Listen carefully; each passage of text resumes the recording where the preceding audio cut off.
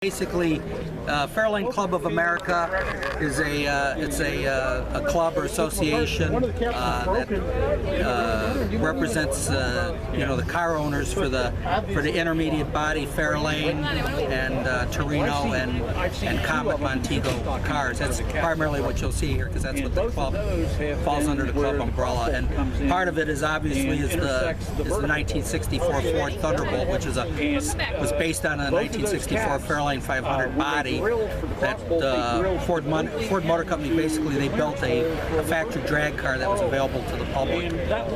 Now, and how'd you get involved with the Thunderbolts? I understand there's only 100 of them ever made. Well, what happened was I've been racing since the late 60s, and after I got out of the service, before that I ran a 66 Fairlane with a 427, and after I got out I was looking for another 6 or 7 car to build a race car. This car, well, not this car, but there was the blue car that showed up in the Detroit News in the hot rod section for sale. I ended up buying it, and it was just a roller. I put it all back together, got it running. I've owned that car for I don't know, 37 years, and I've raced it for most of that period. It took me a year or so to put the car back together, and got interested in them. And one of the things about these cars, there was very little factual information around, more misinformation than information. So there was 4 of us. There was myself, Bob Trevero, who passed away in '92, Larry Short and Larry Davis.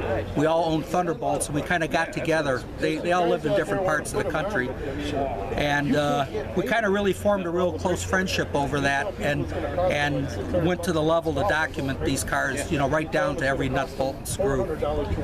And now you have 2 cars here. Are they both originals? Yes.